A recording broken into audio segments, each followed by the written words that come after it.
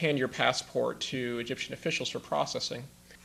As frustrating as it was, each time we loaded up our buses and our trucks with aid to head to the border and be told that we couldn't go, actually. Each time we had to go through that experience, the people in Gaza also were waiting for us. And they came out, I don't know if it was in hundreds or thousands, but they came out for a massive celebration. And each time they had to be told the government didn't let them cross. So you can all go home now. And so when we got there on this day, we got there early so that we could have this celebration, spend the day with these people who, again, wanted the aid and wanted the trucks, but really wanted to celebrate with us. And the Egyptian government wouldn't afford these people even that. So they held us there all day. And finally, after midnight, we were able to cross.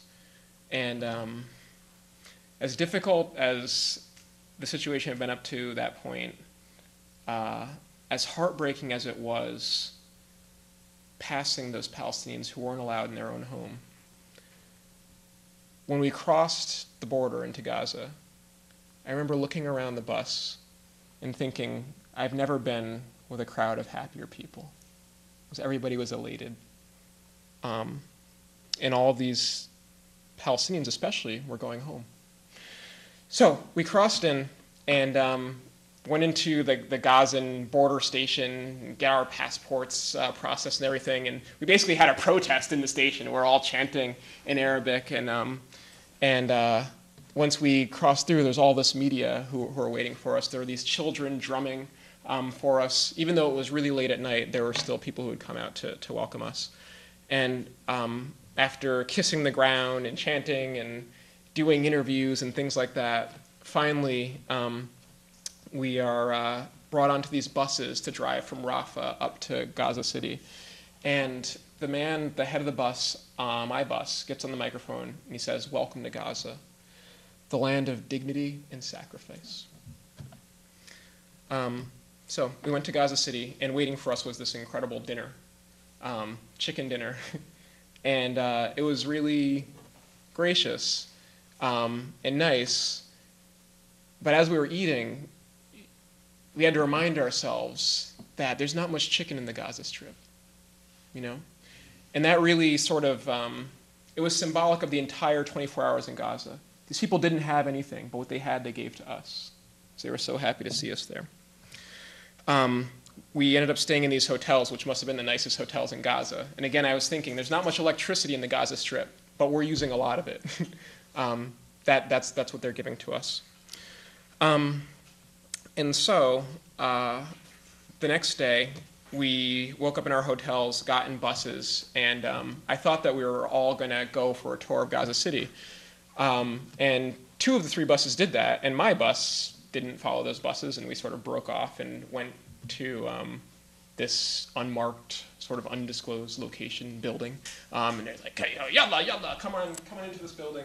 And we didn't really know what was going on. But they sat us down, and there were a bunch of media there. And we're waiting to see what's happening. And there are all these guys from Hamas, the police with AK-47s and so on. And then Ismail Haniyeh walks in, the prime minister. And he gets onto the stage to make a speech. And sitting next to him was a man named Kevin, who was one of the organizers of the convoy, as well as 4 Jewish rabbis who were also part of the delegation. These are 4 Orthodox rabbis who were very much in solidarity with the Palestinians. I don't know if they ever make it to protest in Connecticut, but you'll see them at Palestine protests in New York City, and they come out to Boston as well. And everybody was so happy to see Jews against what was happening and in solidarity with the Palestinians. And Ismail Haniyeh gave a very good speech where he said, "Our problem is not with Jewish people. Our problem is with the Israeli government." It has to be said that Haniyeh's speech was quite mild compared to what the rabbi said. He went off on Israel and was calling for the complete dismantlement of the whole Zionist project from top to bottom, in a nonviolent way, of course.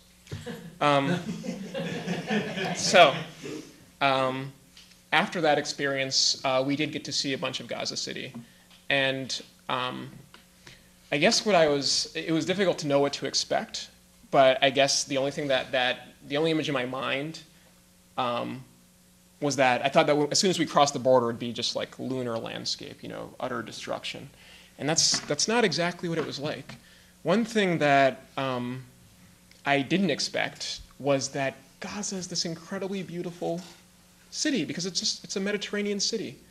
And it should be like any other city in Spain or Greece or Italy, except for the fact that of what it's been through and what it's through now. And so you're on this incredible Mediterranean beach and seeing these waves roll in and children flying kites and people swimming and so on. And you're taking it in, and you see a hotel that's a shell because it's been bombed.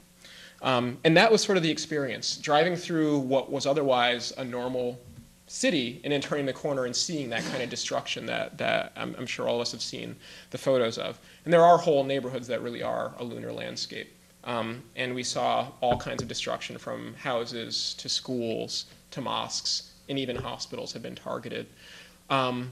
One thing that was, two things were evident. One is that the Israelis targeted anything that was essential to the functioning of a society. The Ministry of Education was attacked. Obviously the schools were attacked, police stations were attacked, and so on. But also agricultural fields were shelled and destroyed. We could still see the rotting corpses of farm animals that had been shot months ago and were rotting since. That was one thing. But the other thing was the utter contempt with which the Israelis must have come through when they had their ground invasion. There's one apartment building in particular I remember that had these pictures of Jerusalem on the outside of it that were sort of painted on tiles. And in the center of the pictures was the Dome of the Rock, the Al-Aqsa Mosque, which is of incredible significance in the Islamic religion. And while it seemed like every building in Gaza City was sort of marked with bullet holes, and this building was no exception. In particular, the Al-Aqsa Mosque had been targeted by the gunners who were on the tanks that came through the neighborhood. So it was really utter contempt that the Israelis came through with. One of the things that stuck with me the most were the words of this student at the Islamic University, who to me sort of encapsulated the spirit of the Palestinians who I encountered. She said, we're a strong people and we're surviving, but we need your help. We can't stand alone. On our website, news of the tour of the unembedded American journalist Dar Jamel, who's been to Iraq on many occasions and will be talking in Connecticut about American soldiers who refused to fight in Iraq or Afghanistan. Also, news of the appearance by two members of the Israeli group Shmonistim. These are brave Israelis who refuse to oppress or kill Palestinians. On our website, thestruggle.org. That's our program for today. See you next time. This is Stanley Heller, and this is The Struggle.